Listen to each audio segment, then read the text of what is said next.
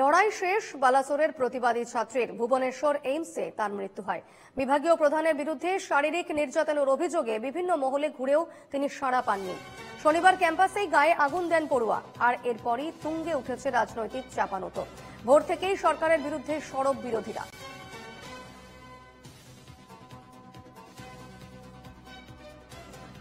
বালাসোরের প্রতিবাদী ছাত্রীর অবশেষে লড়াই শেষ, কারণ যেভাবে তিনি ক্যাম্পাসে নিজের গায়ে আগুন দিয়েছিলেন তারপরেই জানা গিয়েছিল যে তার দেহের 95% পুড়ে গিয়েছে এবং চিকিৎসকেরা বিশেষ টিম গঠন করেছিলেন, তাকে বাঁচানোর চেষ্টা করা হয়েছিল, কিন্তু অবশেষে তার লড়াই শেষ হলো।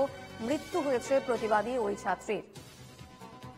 এবং এরপর সরকারের বিরুদ্ধে, ওড়িশা সরকারের বিরুদ্ধে সরব হতে শুরু করেছেন বিরোধীরা।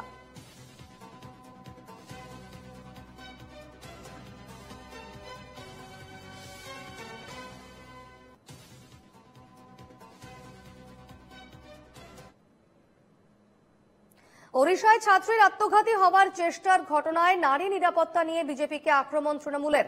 বাংলার ক্ষেত্রে ভুরি ভুরি ফ্যাক্ট ফাইন্ডিং টিম কিংবা জাতীয় মহিলা কমিশনের সক্রিয়তা বিজেপি শাসিত রাজ্যগুলিতে কেন দেখা যায় না, সেই প্রশ্নই তুলেছে রাজ্যের শাসক দল। যা করার সবই করা হয়েছে, সাফাই বিজেপির। ওড়িশার বালাসোরে কলেজ ক্যাম্পাসে ছাত্রীর আত্মহত্যার চেষ্টা ও তার ভয়াবহতা নাড়িয়ে দিয়েছে গোটা দেশকে। তবে এই ঘটনায় বিজেপি ও তৃণমূলের নারী নিরাপত্তার প্রশ্নে শুরু হয়েছে রাজনৈতিক চর্চা। তৃণমূলের প্রশ্ন, বাংলায় কোনো ঘটনা ঘটলে কেন্দ্র ও বিজেপির যে সক্রিয়তা দেখা যায়, বিজেপি শাসিত রাজ্যের ক্ষেত্রে তা দেখা যায় না কেন? জাতীয় মহিলা কমিশন আর বিজেপির ফ্যাক্ট ফাইন্ডিং টিমকে তো এই সময় খুঁজে পাওয়া যায় না। জাতীয় মহিলা কমিশন কেন যাবে না ওখানে? কেন ওড়িশায় এখন যাবে না? বিশেষত বিজেপি পরিচালিত সরকারের জায়গাগুলোয় যে ঘটনা ঘটছে, কেন যাবে না? আমরা তৃণমূল কংগ্রেসের মতো আমাদের সেখানে আমাদের আইডিওলজির কোন লোক করেনি। দুটোর মধ্যে পার্থক্য আছে। একজন অধ্যাপক সেই কাজটা করেছে, তার শাস্তি হচ্ছে, তার শাস্তি হবে। এই গর্হিত অপরাধে শাস্তি হবে, বিজেপি কাউকে বাঁচাতে যাবে না।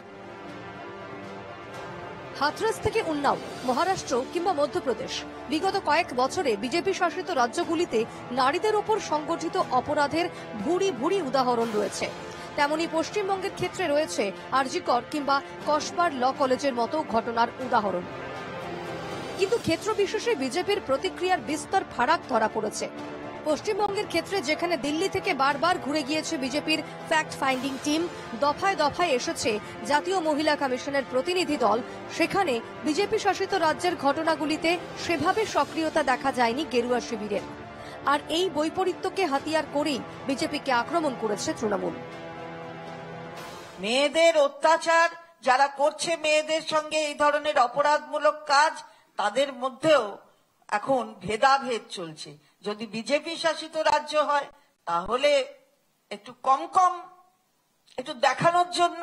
বিজেপি শাসিত রাজ্য উড়িষ্যাতে কি হয়নি সেটা বলুন না। বিজেপি শাসিত রাজ্যে যা করা দরকার সমস্ত কিছু আমরা করেছি। সেখানে যে অপরাধ করেছে তাকে সাসপেন্ড করা থেকে শুরু করে, তাকে গ্রেপ্তার করা থেকে শুরু করে প্রত্যেকটি ক্ষেত্রে আমাদের সরকার ব্যবস্থা নিয়েছে।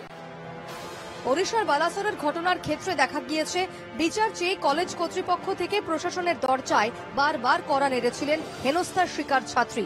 এমনকি বালাসোরের সাংসদ প্রতাপ চন্দ্র সারঙ্গীর কাছেও অভিযোগ জানিয়েছিলেন, কিন্তু কোথাও কোনো সুরাহা না পেয়ে শেষে আত্মহননের পথ বেছে নিতে বাধ্য হন। নিজের গায়ে আগুন ধরানোর পর অবশ্য নড়ে চড়ে বসেছে ওড়িশা সরকার। অভিযুক্ত শিক্ষককে গ্রেফতারের পাশাপাশি সাসপেন্ড করা হয়েছে কলেজের অধ্যক্ষকেও। অগ্নিদগ্ধ ছাত্রের যাবতীয় চিকিৎসার খরচও বহন করছে ওড়িশার বিজেপি সরকার। তবে প্রশ্ন উঠছে, শুরুতেই প্রশাসন এই তৎপরতা দেখালে হয়তো পরিস্থিতি এই পর্যায়েই পৌঁছত না। Bureau report, NKTV Bangla.